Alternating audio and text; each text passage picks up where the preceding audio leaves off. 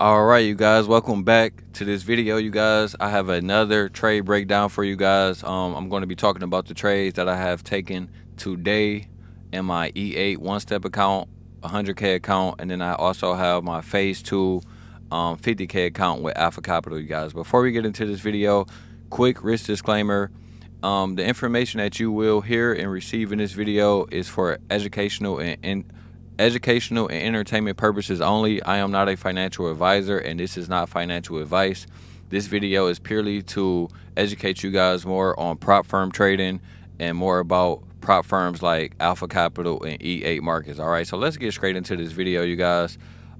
First thing we're going to do is go to my trade locker because I want to show you guys the trades that I was taking, right? So you guys can be able to see them and verify them in real time. So the first trade I was taking right here, I was pretty much taking this trade right here because we had pretty much reached the all-time high. Broke down, we made a breakaway gap right here. So I started to enter, as you guys can see, I started to enter right here. And then as the market kept pulling back up into this little 1 minute order block right here, I was also adding more positions. I had about 5 positions total. You guys can see that. And then once we got down here, I pretty much sold. It did dip a little bit more, but that was the end of that trade right there. And then I was trying to, as you guys can see, I was trying to catch another sale, pretty much the same type of ideal.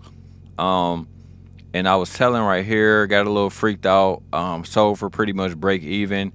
And then it came back up, created literally the same pattern that I was taking over here, right? Breakaway gap. And then the market was sweeping for the afternoon run on liquidity, you guys. But I ended up missing this trade, and I was a little bit salty about that because, as you guys can see from this pattern, I would have made a pretty decent amount targeting these lows down here. But I did manage to take pretty much like a turtle tooth buy down here, and I got out pretty much right at the top. The market was a little bit choppy, and I made like probably an extra $400 on this trade. But as you guys can see, eventually, you know, it had to sweep liquidity one more time, and eventually it did run for a lot higher, you guys. I pretty much missed all of the action for the morning open. We had pretty much a 5-minute fair value gap that I'm going to show you guys on TradingView. That was a breakaway gap. The market came up. It wanted to touch it, but didn't touch it. Sold off, and then we dipped down into that 3-hour order block that I told you guys about in my last video. I posted it this morning, and if you would have watched that video, you would have seen that I told you guys that would have been a target. I was extremely salty about missing this trade because this is really the trade that I wanted, was to take this trade from here. And then as you guys can see, we had a big 200+ point run up from this low right here. So let me flip over to TradingView so I can take you guys into the charts and you guys can see everything that I was talking about, right? So first thing I'm going to do, I'm going to delete some of this stuff off my chart. Anything that I feel like I don't really need, I'm going to take that off, right? So we can have a blank canvas. Then I'm going to go to the 5-minute, right? Because I first want to show y'all the first trade idea that I had going into the day. We had this little, as you guys can see, this 5-minute candle was at 8:50 a.m. So we had this little fair value gap right here that I was looking at to be, you know, a breakaway gap. The market opened up. It was already, you know, pulling back before the market opened, but then after it opened, right about right here, this is the opening candle. You see, it kind of came almost right to this, right? So I should have been taking that sell, but I was a little bit nervous because as you guys know, I tell you guys, a big part of my system is waiting for the first 30 minutes of the day because, you know, a lot of fake outs happen during that first 30 minutes of the day. And, you know, sometimes it don't happen, sometimes it do happen. But for me, I just try to stay away from the 50-50 action. And then you guys can see right here, this little green box right here. This is my 3-hour order block. If I show you guys this right here, let's go to the 3-hour order block because I had this wick measured out with my Fibonacci tool. You guys know I like to measure out wicks. I got plenty of videos on that as well. So this really did hold. Imagine if you would have, or not even you, because this is something that I should have been doing, right? But, you know, you could have got in right at the midpoint of this wick right here. This would have been like the trade of the week for me. This is something that's like super good, don't come around that often. And then targeting these highs, that's like almost an 8-to-1 risk to reward ratio. But essentially, that's what I was looking at when the market first opened up. But obviously, I missed all of those trades. But I just wanted to show you guys that that's what I was looking at when the market opened up, you guys, right? This little price action right here, we didn't get that bump. We dropped right down, and then we went right back up, right? And then the other thing that really was painful as well, and even after I missed this trade down here, as you guys can see, we have a breakaway gap, right here, breakaway gap. The market came all the way down after hitting the first presented fair value gap, right?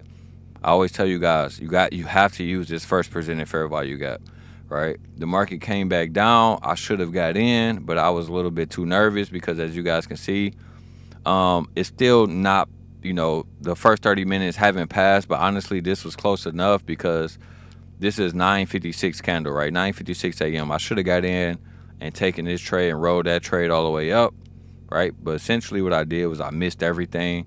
So instead of having FOMO, instead of just, being impatient, the next thing I was looking at was I measured out the first 30 minutes of the day, right? So if we go to the 30-minute chart, I'm taking you guys through my exact steps, of what I do, right? So I measured out this candle right here. This candle is the opening range candle, the first 30 minutes of the day. So I measured this candle right here out like that. And so as you guys can see, going back to the 1 minute, as you guys can see, we were struggling to get to this standard deviation up here. We got to like halfway. We got to the half deviation, but we was struggling to get to the 1 full deviation.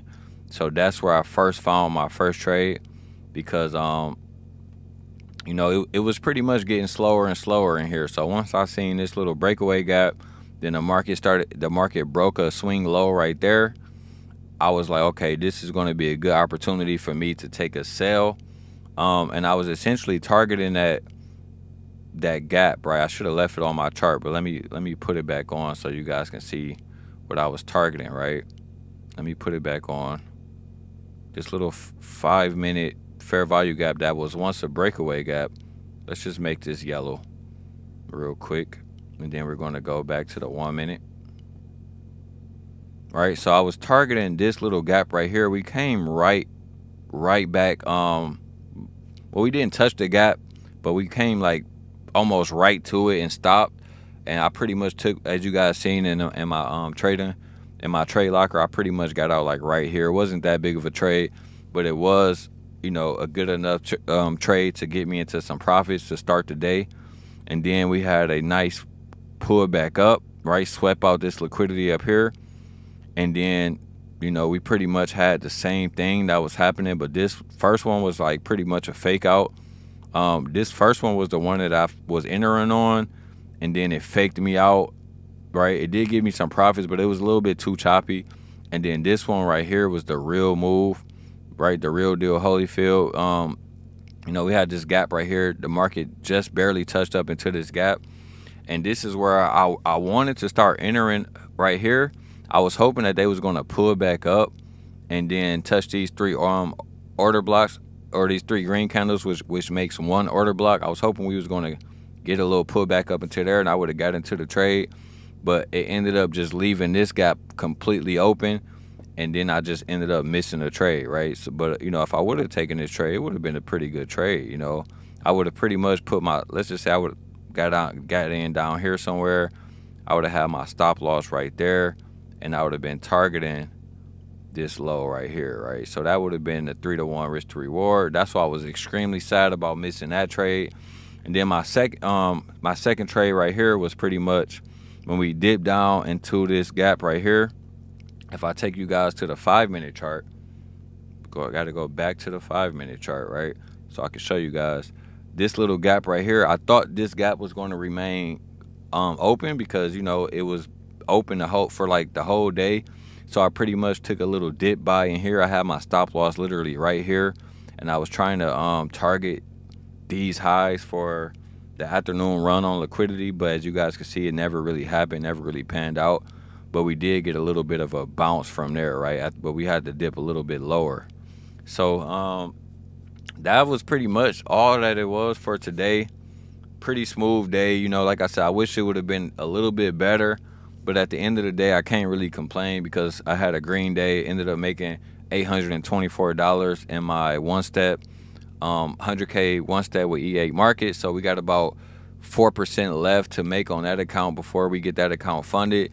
Then I ended up making about $420 on my phase 2 account with Alpha Capital. So I still have about 5% to make before I can get that account funded as well. All in all, it was a great day, you guys.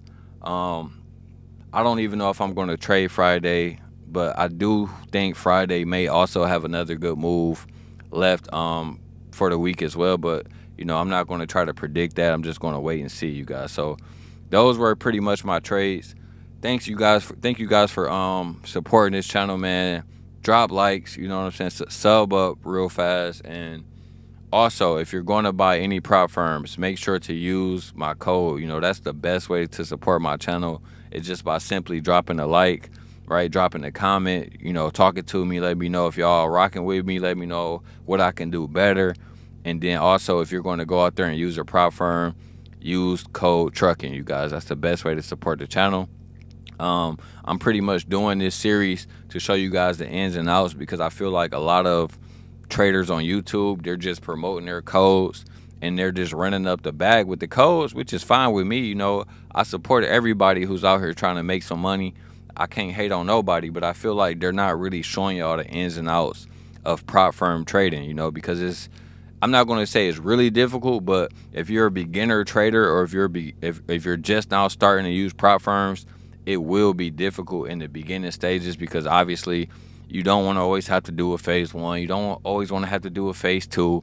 And then by the time you get funded, right, you're so excited, you're more than likely going to blow that account, especially if you're using futures accounts. I have nothing against futures accounts. I think they're decent. If you really know how to trade, they're decent, but I really don't recommend those to like newer traders. And honestly, I don't even really recommend them at all. I tell you guys all the time, the companies that I use are CFD companies like Funder Pro, Alpha Capital, and EA Markets, right? Those are the top 3 companies I'm using right now, and I'm eventually going to add FTMO in there as well when I get all of these other accounts funded as well. Eventually going to go back and use FTMO. But that's the video, you guys. I appreciate you guys for watching. You guys are so awesome. We just crossed 1,500 subscribers. So, let's just keep this momentum going. And I will see y'all in the next video. Peace out.